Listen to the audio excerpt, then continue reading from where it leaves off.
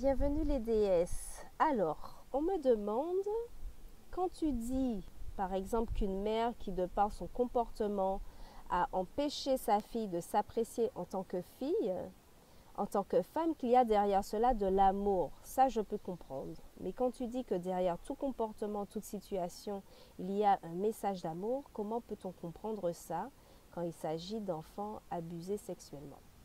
Alors, dans un premier temps, j'aimerais parler de la première partie du message.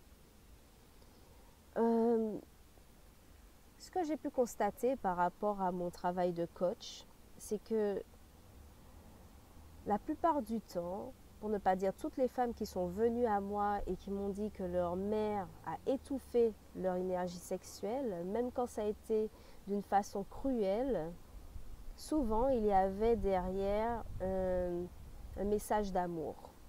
Ce message d'amour était le désir de protéger sa fille, de faire en sorte parfois que ce qui lui est arrivé n'arrive pas à sa fille.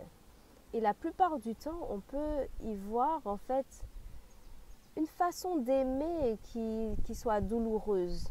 Je ne dis pas que c'était vraiment de l'amour ce qu'on a reçu, mais il y avait une intention quelque part d'amour et de protection.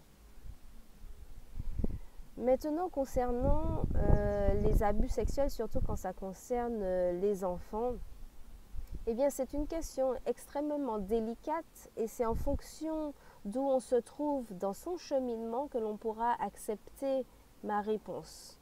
Donc moi, je vais vous parler de mon expérience. Je pense que c'est ce qui est le plus facile en fait à transmettre plutôt que de parler d'exemples généraux.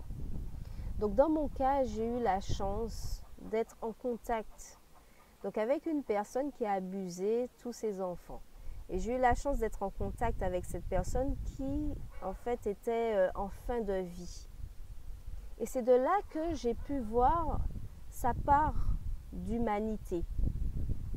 Et bien sûr, avant de pouvoir voir la part d'humanité d'un agresseur, ça demande d'avoir cheminé, de s'être déjà libéré de plein de souffrances en fait que cette agression, que cet abus a pu mettre en soi.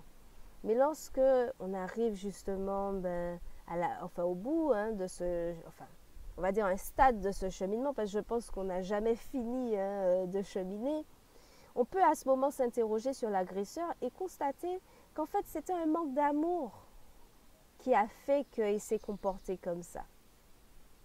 Que souvent c'est par rapport à des peurs intérieures que de façon compulsive, il a agi de cette façon-là.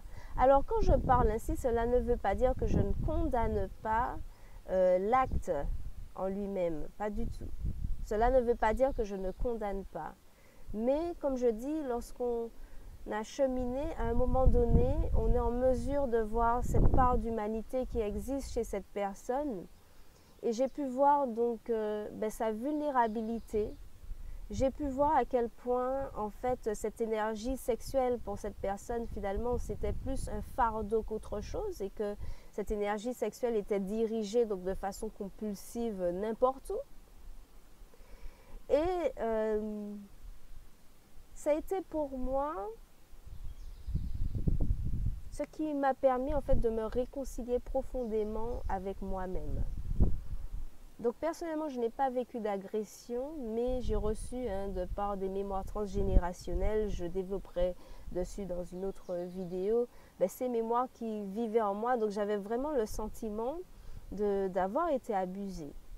Et le fait d'avoir rencontré cette personne et d'avoir vu sa part d'humanité, d'avoir vu qu'en fait c'était aussi une souffrance pour lui, d'avoir cette espèce d'énergie et puis de ne pas savoir quoi en faire. Je veux dire, il est même allé jusqu'à abuser de moutons quand même. Et il l'a dit en fait sur son lit de mort. Il a cherché en fait à demander pardon. Et j'ai vu en fait que parfois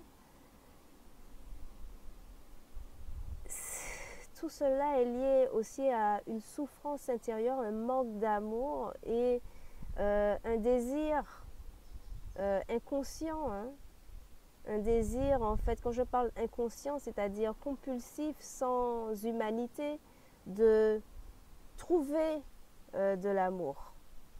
Alors, je répète, je condamne tout acte d'agression sexuelle.